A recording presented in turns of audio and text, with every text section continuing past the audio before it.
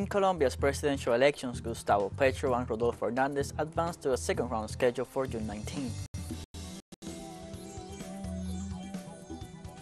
The Assembly of Caribbean Peoples asked heads of state of the Caribbean community not to attend the 9th Summit of the Americas to protest the exclusion of some countries.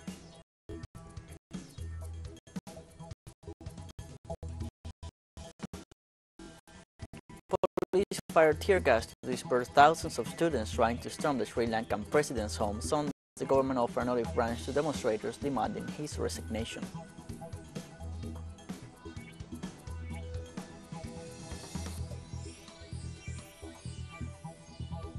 Hello, you're watching TeleSUR English. I'm Luis Alberto Matos from the TeleSUR studios in Havana, Cuba. We begin with the news. The historical PAC candidate Gustavo Petro and his vice presidential candidate Francia Marquez won Sunday's first-round presidential election after securing more than 40% of the votes. Petro will face Rodolfo Hernandez in a runoff. With almost 100% of the ballots counted, the historical PAC candidate won the first round with more than 8,500,000 votes, accounting for 40.32%, and will face the candidate of the League of Anti-Corruption Rulers, Rodolfo Hernandez, and his running mate, Marilyn Castillo, who obtained 5,953,209 votes, representing 28.15%. On the other hand, the National Registry Office confirmed the call for the runoff presidential election for next June 19, 2022.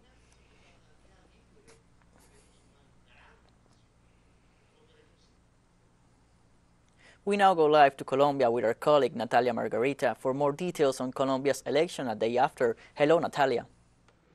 Hi there, how are you? Hi. Natalia, could you update us, please, about what is people living, what is the current state in Colombia a day after the elections? Well, first I would like to tell you a little bit about the main issues, the main aspects of yesterday election day, because there is something at least three different aspects that are very important to take into account regarding these presidential elections yesterday. The first thing to highlight here is the very high participation of Colombians in this presidential election. 21.5 million of Colombians went to the polls. This is equivalent to 54.9% of the 39 million Colombians that were eligible to vote. And this could seem a little bit low percentage, but in terms of the Colombian context, 54.9% is a very high percentage of participation. Usually here in Colombia, we don't have more than the 50% of participation. And this 54.9 is the highest participation in the last 20 years in a presidential election here in Colombia. So this is the first important thing to take into account. Secondly, is also how calm this election day developed yesterday.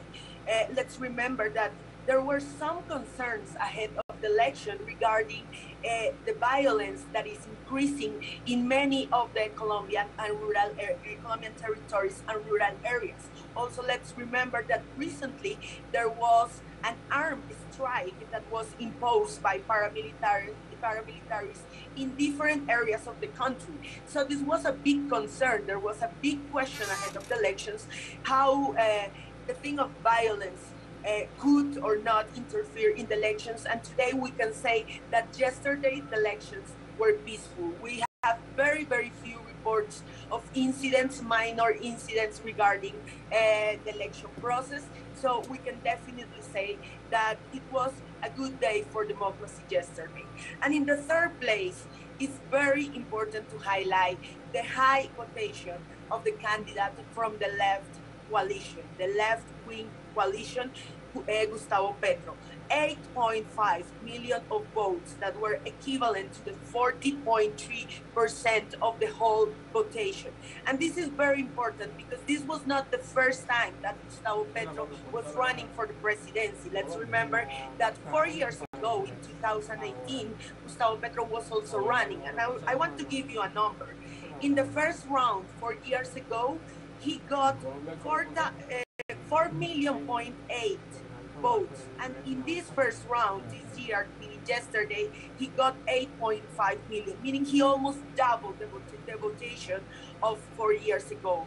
So he said yesterday, he said that even though he didn't manage to get to the presidency in the first round, and there is going to be a second round of elections next 19th of June, he said that this was definitely a victory in terms of historical votation for the left-wing sectors here in Colombia.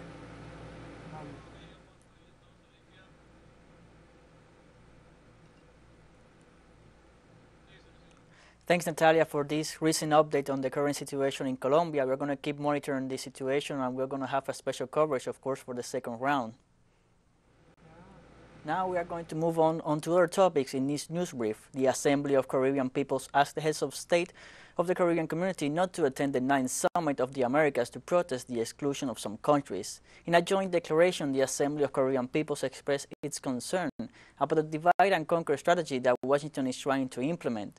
In the face of this U.S. policy, they call on Caricom leaders to maintain unity and reject U.S. interference in the face of the exclusion of Cuba, Nicaragua, and Venezuela. The ACP assured that nations must hold on the principles that govern international relations and respect for sovereignty. They also state that to attend the summit under the conditions imposed by the United States is to endorse its decisions.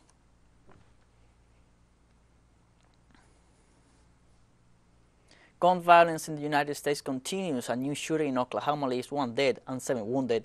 A young man killed a 39-year-old woman and wounded 7 other people, including a 9-year-old boy, on Sunday during a Memorial Day festival near Taft. About 1,500 people attended the event in Taft, which usually has a population of a few hundred people. Witnesses indicate that prior to the incident, they heard an argument. The shooting occurs a few days after the massacre in Texas, when a young man killed more than 20 people in an elementary school in the city of Uvalde.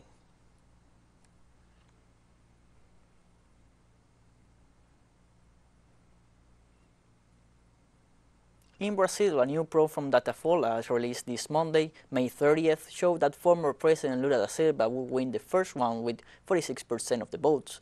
Lula da Silva leads the electoral race for the presidency of the Republic with 46% of the voting intentions, according to the latest survey. Furthermore, the same poll also highlights that Lula rose 5 points in the same month that the governor of Sao Paulo, João Doria, abandoned the presidential race. The same media reported that the former president has a 14 percentage point lead over the current president Jair Bolsonaro, who has 32% of support.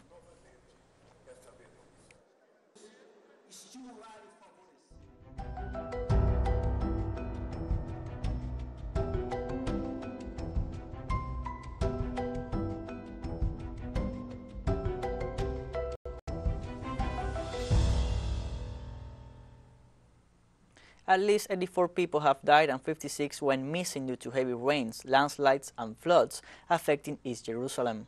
East Brazil, I beg your pardon. As of Saturday night, landslides caused by rains in the metropolitan region of Recife in Pernambuco had already left numerous victims. The downpour started earlier last week in a phenomenon that spread through the regions of Alagoas, Paraíba, Sergipe, and Rio Grande do Norte and intensified in the last few days. The Minister of Regional Development, Daniel Ferreira, warned of the importance of the affected population to follow the guidelines of the Civil Defense for self-protection, as there are forecasts of more strong rains.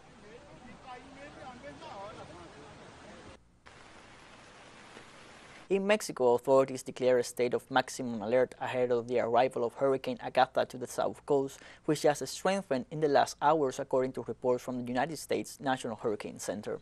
Weather authorities informed that the hurricane strengthened to Category 2 in the region of Oaxaca, and it is likely to make landfall this Monday afternoon as a Category 3. Authorities also detailed that the hurricane is moving towards the northeast at a speed of 9 km per hour, with a maximum sustained winds of at least 175 km per hour.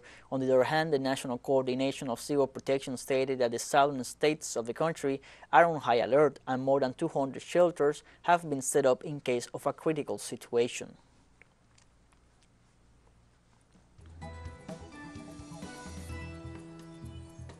We are taking a short break now. Join us again after this.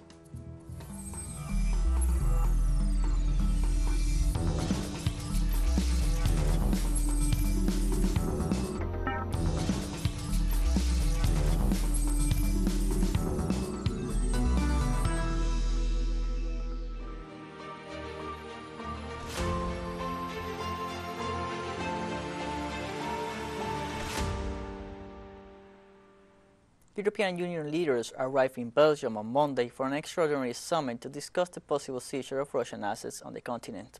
The initiative is promoted within the framework of the sixth package of unilateral sanctions pushed by the European bloc against Russia. The proposal is in line with the U.S. bill that allows Washington to use assets seized abroad to finance the Ukrainian army. The Hungarian government expressed its opposition to this measure, considering it to be against the interests of the country. Sectors of the European Union consider unlikely that member states would reach a consensus to confiscate Russian assets in the region.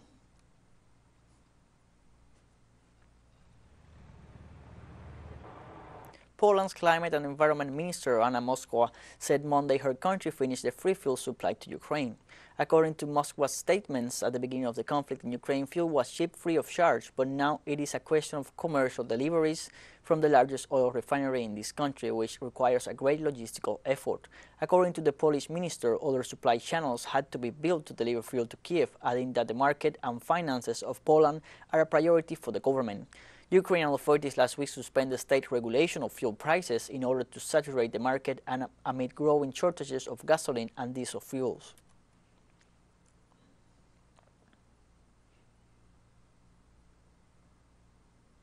In the Donbass, the port of Mariupol has been completely demilitarized by Russian forces and is receiving the first ships after the intense battles in that city on the Sea of Azov.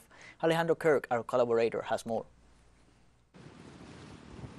Mariupol Bay and all the entrances, all the accesses to the port of Mariupol have been demilitarized by the special forces of the Black Sea Fleet of the Russian Navy. Our Special Forces unit has completed an event to clear the Mariupol port waters together with a group of combat divers. All tasks were fulfilled in full the waterways, in the coordinates neighborhood in about 10 minutes. What measures are in place now to rule out the possibility of any sabotage groups in the area? The weather is constantly changing. The sea is stormy, so you have to work in general terms right away. The water is murky, the eyes can see, but you have to work with your hands. In short, all tasks by touch.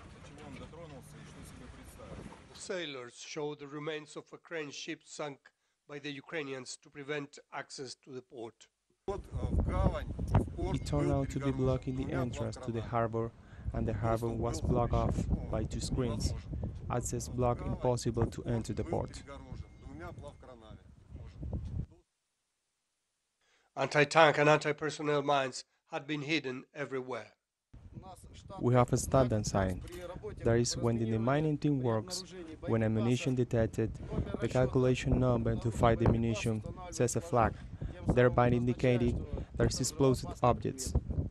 Then the commander of the mining group approaches, decides to blow up the ammunition depending on the charge, or evacuate it. If it's subject, do it. If not, it is destroyed on the spot. Alejandro Kirk, TeleSUR, Mariupol, People's Republic of Donetsk.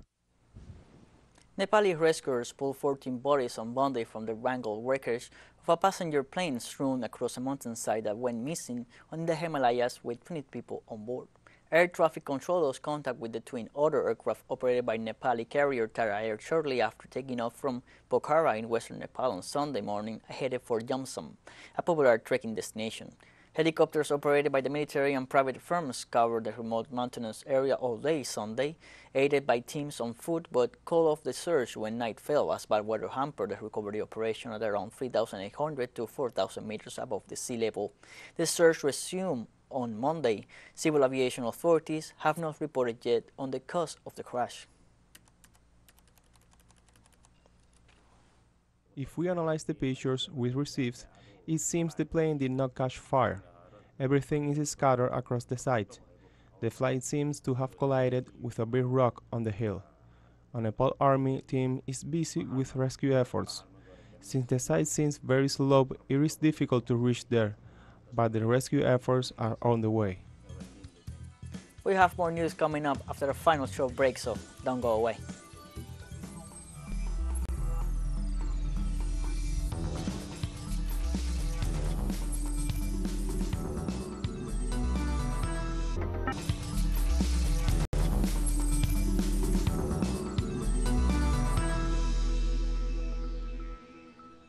Welcome back from the south. Police fired tear gas to disperse thousands of students trying to storm the Sri Lankan president's home Sunday as the government offered an olive branch to demonstrators demanding his resignation.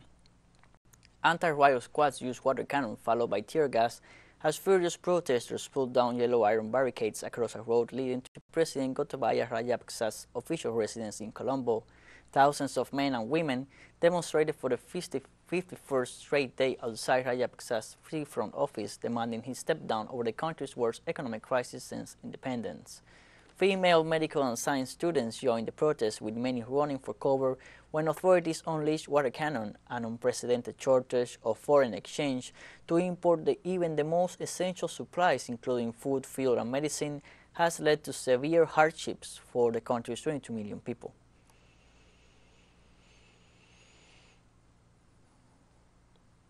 Investigations are ongoing in Burkina Faso's Percoa zinc mine as 2 more dead bodies have been recovered, bringing the total of victims to 6.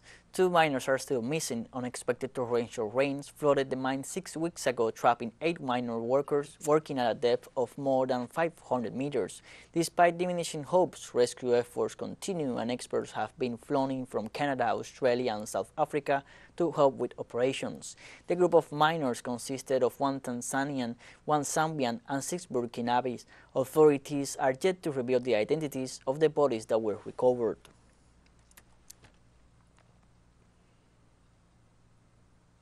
In the heart of Gabon's equatorial forest, officers from the Ministry of Water and Forestry inspect vehicles in search of game or guns that potential poachers could have hidden. Although this small Central African country has made the protection of its biodiversity a priority, cohabitation between animals and villagers remains complicated. Gabon's anti-poaching brigade search vehicles from top to bottom. The unit's task is to help guard Gabon's rich biodiversity. Forests cover 88% of the surface of this small Central African nation, providing a haven and a tourism magnet for species ranging from tropical hardwoods and plants to panthers, elephants, and chimps.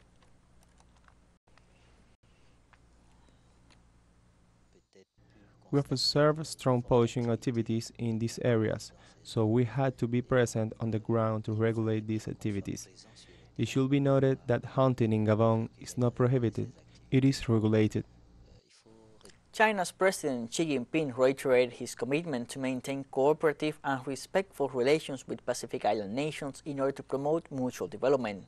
In a written speech to the second China-Pacific Island countries' foreign ministers meeting on Monday, the Chinese leader recalled that his country upholds the idea of equality of all countries and is guided by the principle of seeking the greater good and shared interests that yield real results based on friendship and good faith, as well as the development of friendly ties. In this regard, President Xi reiterated his readiness to work with Pacific Island countries to strengthen trust, build consensus, and the joint pursuit of development, and join forces to build an even closer community of China and the Pacific Island countries with a shared future.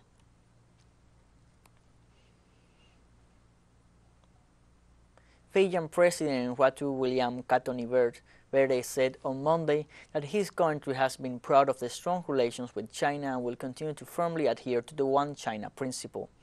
While meeting with visiting Chinese State Councilor and Foreign Minister Wang Yi, the Fijian President expressed gratitude to China for providing his country with selfless support and assistance, which has facilitated Fiji in speeding up economic development and improving the livelihood of the Fijian people.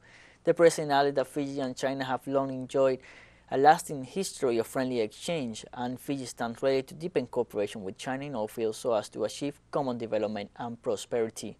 For his part, Wang said China's development and revitalization are the common achievement of the developing countries and a growing force for world peace, demonstrating that China will be more resourceful and powerful in safeguarding the legitimate interests of the developing countries on the international arena.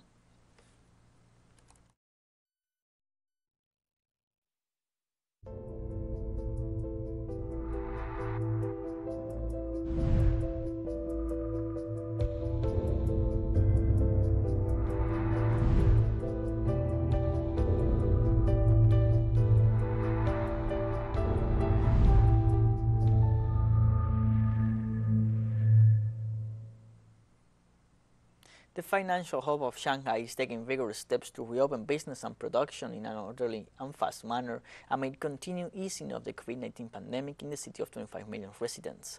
As of Sunday, a total of 2,021 firms from the industrial trade and services sectors in Baoshan district have resumed business and production. Some 62,000 employees have returned to their posts.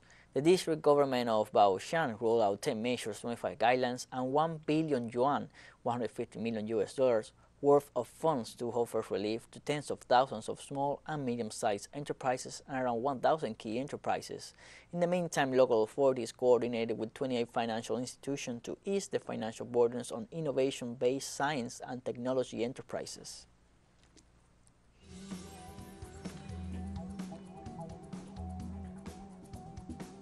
And we have come to the end of this news brief. You can find these and many other stories on our website at telesurenglish.net. You can also join us on social media, Facebook, Twitter, Instagram, and Telegram. For TeleSUR English, I'm Luis Alberto Matos. Thank you for watching.